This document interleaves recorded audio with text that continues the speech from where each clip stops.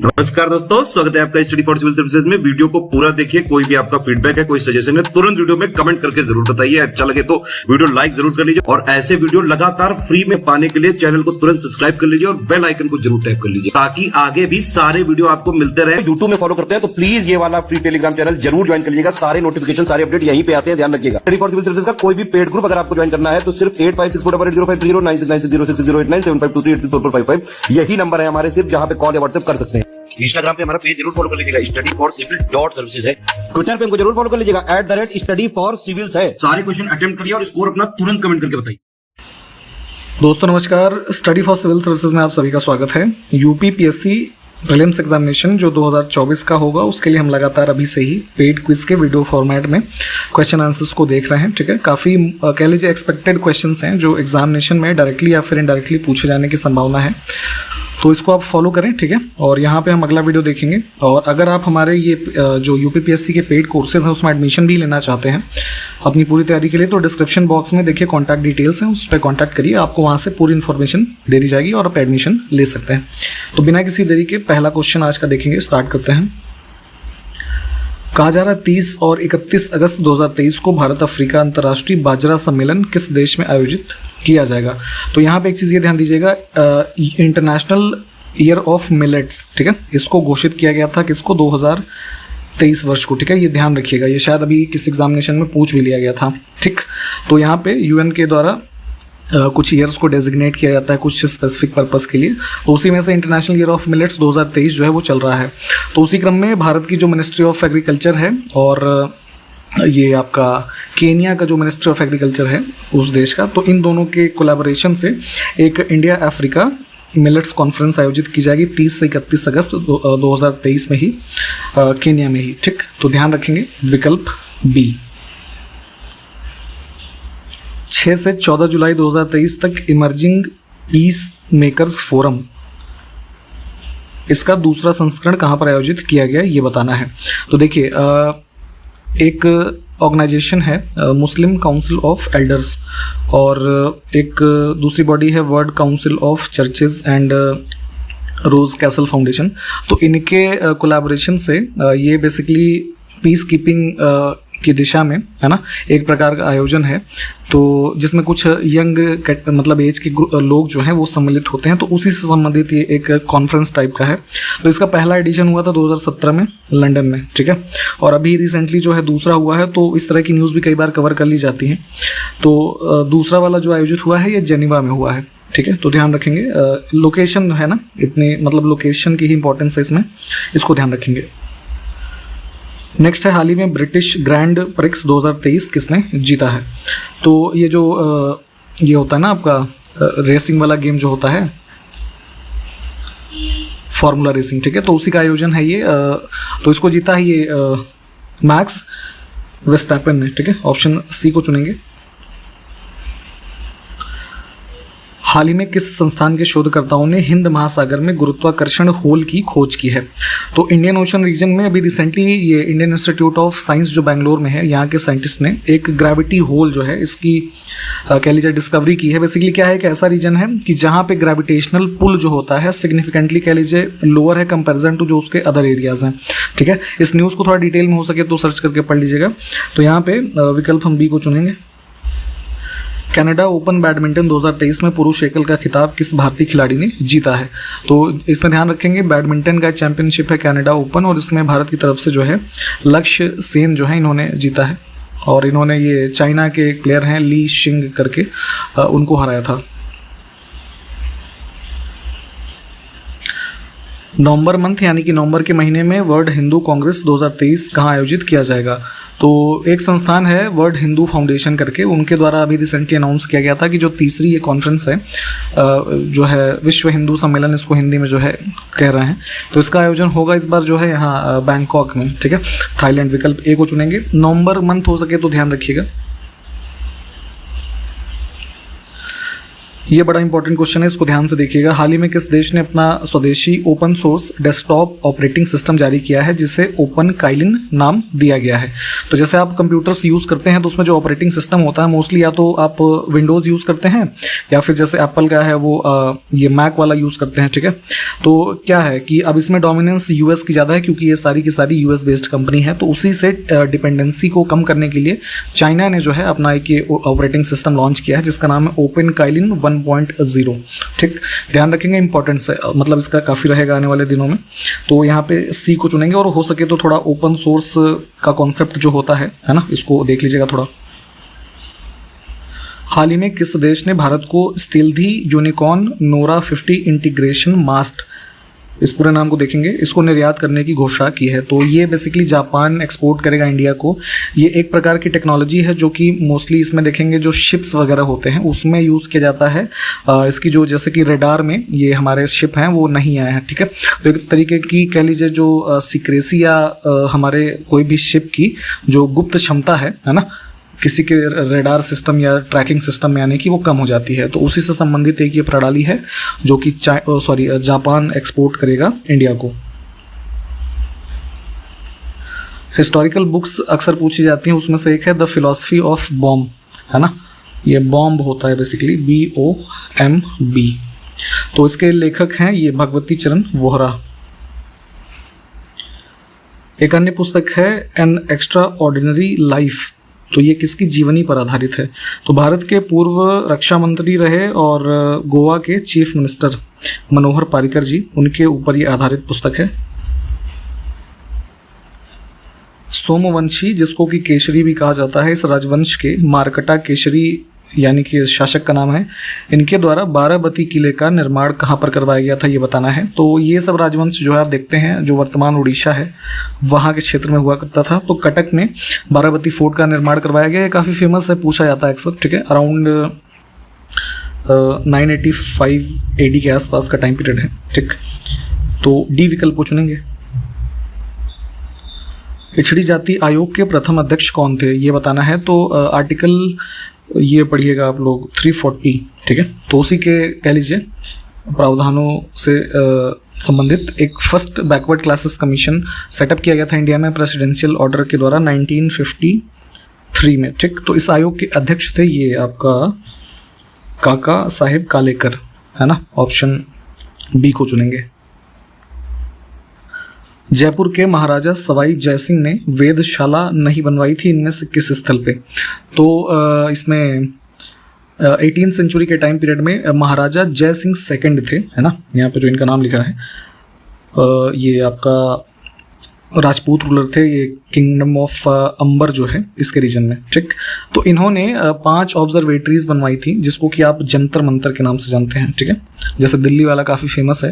तो 5 इनकी कुल संख्या है जो इनके द्वारा बनवाई गई, जिसमें से उज्जैन में, वाराणसी में, मथुरा में, इसके अलावा दिल्ली में, और एक कौन सा बच गया, जयपुर में, ठीक है। तो ये 5 हो गए। तो इलाहाबाद यानी कि जो प्रयागराज है यहाँ पे नहीं है। इसमें से कौन सा सही सुमेलित नहीं है? तो कुछ फॉरेन ट्रैवलर्स हैं और किस शासक के शासनकाल से संबंधित रहे उसका पेयर है। तो मार्को पोलो वाला गलत हो जाएगा इसमें। ये आपका इटालियन ट्रैवलर था ये, ठीक है, मार्को पोलो। और इसका टाइम पीरियड अगर हम बात करें तो 1288 AD के बाद का जो है माना जाता है, और ये एसोसिएटेड है पांड्य किंगडम से, ठीक है, साउथ इंडिया के। तो इसको ऑड करेंगे, बाकी के विकल्प देख लीजिए। पहला मानव विकास सूचकांक किस अर्थशास्त्री ने तैयार किया था ये बताना है। जैसे आज की डेट में आप कई सारे इंडेक्सेस पढ़ते हैं जो ह्यूमन डेवलपमेंट से संबंधित हैं। तो सबसे पहले ये जो कह लीजिए ये ह्यूमन डेवलपमेंट इंडेक्स तैयार किया था, तो ये महबूब उल हक नाम है इनका, ठीक है, बी विकल्प में। इन्होंने तैयार किया था अराउंड 1990 AD में, ठीक। और ये हैं कौन? तो ये जो है पाकिस्तान के फेमस इकोनॉमिस्ट थे और पाकिस्तान के ही जो है ये भी रहे फाइनेंस मिनिस्टर, ठीक।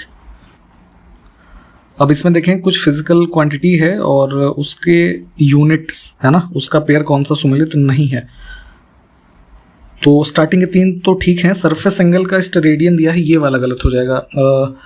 स्टेरेडियन का अगर है ना जानना चाहते हैं तो ये सरफेस एंगल का नहीं बल्कि सॉलिड एंगल का होता है, ठीक, थोड़ा अगर डिटेल जानना चाहें तो थोड़ा सॉलिड एंगल के बारे में पढ़िएगा। निम्नलिखित में से कौन रासायनिक ऊर्जा को विद्युत ऊर्जा में परिवर्तित करता है, यानी कि केमिकल एनर्जी कन्वर्ट होती है इलेक्ट्रिकल एनर्जी में। तो ये कॉन्सेप्ट कहाँ होगा, बैटरी में, है ना। आप ये बैटरी के बारे में पढ़ते हैं कि कुछ जो हमारे इसमें कंपाउंड एसिड्स हैं वो आपको एनर्जी प्रोड्यूस करते हैं और आप उससे इलेक्ट्रिकल एनर्जी प्राप्त करके, जैसे मान लीजिए कोई एग्जांपल ले लीजिए, घड़ी का ले लीजिए, है ना। तो आपकी घड़ी को एनर्जी दे रही है, उससे घड़ी आपकी चलती है आगे। नेक्स्ट है कि पोटेशियम का एक अयस्क बताना है, इसमें से कौन सा है। An ore of potassium is, तो ये हो जाएगा इसमें से हमारा कार्नेलाइट, है ना, बी विकल्प जो है। और ये इससे भी एसोसिएटेड है, मतलब कई बार मिलेगा कि ये किसका और है, तो ये मैग्नीशियम का भी होता है। अब इसमें देखें फिर से क्या सुमेलित नहीं है, क्या है हमारे पास यूनिट, है ना, किस यूनिट में हम क्या मापते हैं वो लिखा हुआ है। तो इसमें भी स्टार्टिंग की चीज़ें ठीक है। एटमॉस्फेरिक प्रेशर के लिए हम यूज़ करते हैं क्या, पास्कल, ठीक है। और अगर गॉस की बात करें तो इसको आप एसोसिएट कर सकते हैं किसको मेजर करने के लिए, जो आपका ये मैग्नेटिक इंडक्शन या फिर मैग्नेटिक फ्लक्स कह लीजिए, है ना।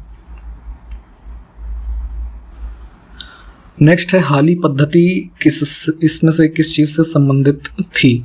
तो मिडिवल टाइम, है ना, या उससे थोड़ा पहले भी देखेंगे तो हाली सिस्टम को यूज़ करते थे, या हाली टर्म को यूज़ करते थे बॉन्डेड लेबर को जो है संदर्भित करने के लिए।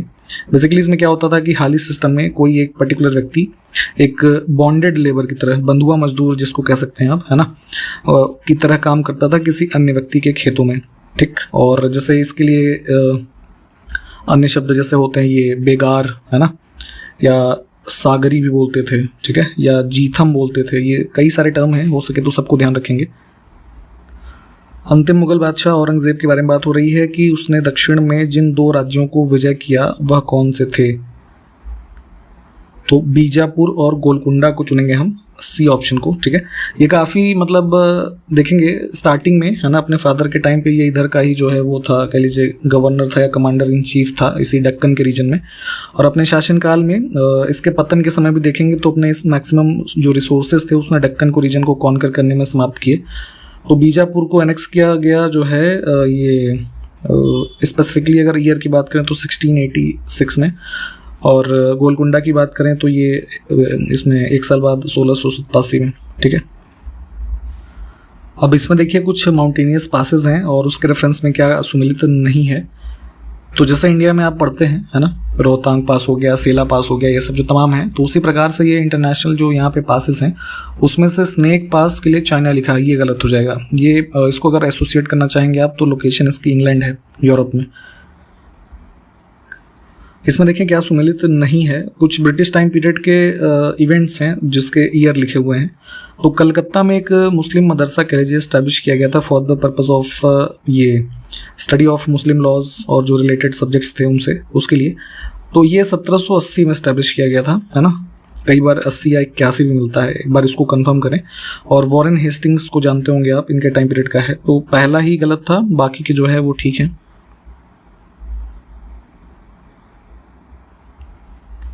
इसमें फिर से देखें सही सुमेलित कौन सा नहीं है पेयर, हमारे माउंटेनियस पासेस और स्टेट का नाम। तो ट्रेल्सला पास की अगर बात करेंगे तो लद्दाख लिखा है, ये उत्तराखंड के जो है स्टेट से एसोसिएटेड है, इसको और चुनेंगे।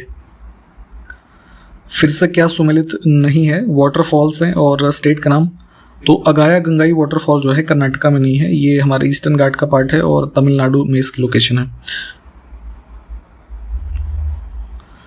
फिर से माउंटेनियस पासेस हैं, स्टेट का नाम कौन सा मैच नहीं है। इसमें दिफू के लिए लिखा है जम्मू कश्मीर, ये वाला गलत है, अरुणाचल प्रदेश ही हो जाएगा इसका भी। अब इसमें क्या सुमेलित नहीं है, हमारे पास कुछ रेवोल्यूशंस के नाम लिखे हैं जो कि अलग अलग एग्रीकल्चरल कमोडिटीज़ मुख्य रूप से हैं और तो उसके प्रोडक्शन से संबंधित है, ठीक है, मैसिव स्केल पे। तो जैसे सिल्वर रेवोल्यूशन को यूज़ करते हैं एग प्रोडक्शन के लिए, ब्लू रेवोल्यूशन फिश, और रेड को मीट यानी जो मांस वगैरह होता है, या फिर टमाटर जो कि आजकल बहुत ही ज़्यादा महंगा है, दोनों से संबंधित कर सकते हैं। और गोल क्रांति यानी राउंड रेवोल्यूशन फ्रूट प्रोडक्शन से संबंधित नहीं है, ठीक है। ये किससे संबंधित है? तो ये संबंधित है आपका इससे पोटैटो यानी कि आलू से, ठीक है। और अगर हम बात करें फ्रूट प्रोडक्शन की, तो इसके लिए जो हम टर्म यूज़ करते हैं रेवोल्यूशन का, वो हमारा गोल्डन रेवोल्यूशन है, ठीक। इसमें देखें कौन हिंदुस्तान रिपब्लिकन एसोसिएशन का सदस्य नहीं था, ठीक है। तो ये फ्रीडम स्ट्रगल टाइम पीरियड पे आप देखते हैं कि जो एक रिवोल्यूशनरी काइंड ऑफ हमारा ये मेंबर्स का एक ग्रुप था, उसमें यहाँ पे कुछ इस तरह के भी ऑर्गेनाइजेशन सेटअप किए गए, ठीक। तो उसी में से एक HRA भी है। इसके अगर मेंबर्स की बात करें तो भगत सिंह, चंद्रशेखर आज़ाद, राम प्रसाद बिस्मिल, अशफाक उल्ला खान, है ना, सचिन नाथ बख्शी, है ना, ये सारे मेंबर्स हैं इनके। इसमें फिरोज शाह मेहता जो है ये ऑड हो जाएंगे। यहाँ पे 2 पेयर फिर से हैं, क्या सुमेलित नहीं है। कंट्री हैं कुछ बाल्कन रीजन की और उसकी कैपिटल का नाम लिखा है। तो स्लोवेनिया वाला ही पहला पेयर जो है ये गलत हो जाएगा। इसकी कैपिटल की अगर हम बात करें तो ये लुब्लियाना करके कैपिटल है ना।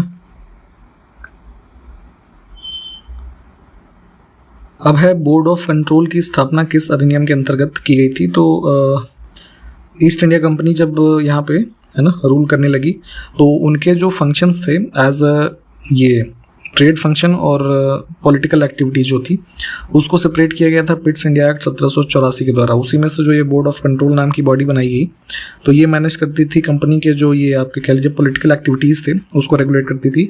और वहीं कोर्ट ऑफ डायरेक्टर्स जो था वो ट्रेडिंग जो राइट्स थे, है ना, फंक्शंस थे, उससे संबंधित की गई थी। तो डी विकल्प को चुनेंगे। यहाँ पे कुछ सत्याग्रह हैं और उसमें से किसका नेतृत्व महात्मा गांधी जी ने नहीं किया था? तो इसमें बारदोली सत्याग्रह ये सरदार पटेल जी से एसोसिएटेड है, इसी में इनको सरदार की उपाधि दी गई थी। नेक्स्ट है unleashing the power of gender equality, uplifting the voices of womens and girls to unlock our world's infinite possibilities. ये बहुत बड़ा सा एक थीम है। थीम में यहाँ पे जो है कॉलन के पहले की चीज़ unleashing the power of gender equality, इसको ध्यान रखेंगे। और इस थीम के साथ विश्व जनसंख्या दिवस 2023 किस दिन मनाया गया? तो जनसंख्या दिवस होता है कब? 11 जुलाई को। तो यहाँ से डी ऑप्शन को चुनेंगे। वर्ष 2024 में G20 की मेज़बानी कौन सा देश करेगा? तो G20 समूह की जो मीटिंग 2023 की है वो इंडिया में है और नेक्स्ट ईयर जो है ये जुलाई के मंथ में शेड्यूल्ड है ब्राज़ील में। 41वें लोकमान्य तिलक राष्ट्रीय पुरस्कार से किसको सम्मानित किया जाएगा, ये बताना है। तो लोकमान्य तिलक जी की 103वीं इस पे डेथ एनिवर्सरी पे 1 अगस्त को यहाँ पे ये लोकमान्य तिलक नेशनल अवार्ड जो है दिया जाएगा प्रधानमंत्री मोदी को, ठीक है। तो ध्यान रखेंगे। उत्तर प्रदेश के किस जिले में लगभग 232 करोड़ रुपए की लागत से नाथ नगरी कॉरिडोर बनाया जाएगा, ठीक है। नाम से कंफ्यूज मत होइएगा कि नाथ लगा है तो शंकर जी से संबंधित पॉपुलर स्थान जैसे बनारस वगैरह हुआ है ना, ऐसा नहीं है। अभी इसमें अप्रूव किया गया है इसका DPR और इसमें ये नाथ नगरी कॉरिडोर जिसमें मंदिरों का ये कह लीजिए सौंदर्यीकरण और सड़कों का जो एक्सपेंशन वगैरह ये सब चीज़ें होंगी बरेली में। हाल ही में अमेरिका यानी कि US की बात हो रही है और किस अन्य देश ने अवैध और खतरनाक दवाओं के अंतर्राष्ट्रीय शिपमेंट को रोकने के लिए ऑपरेशन बॉर्डर स्वॉर्ड है ना, इसका नाम हो सके तो ध्यान रखिएगा, इसको चलाया। तो बेसिकली इंडिया और US का जॉइंट ऑपरेशन है जिसमें मल्टीपल एजेंसीज इंगेज्ड हैं और क्रॉस बॉर्डर जो इंटरनेशनल मेलिंग सिस्टम के थ्रू जो हमारे ये जो डेंजरस ड्रग्स हैं और अन्य डिवाइसेस हैं, केमिकल्स हैं, ठीक है, इन सबको रोकने का कार्य इसमें किया जा रहा है।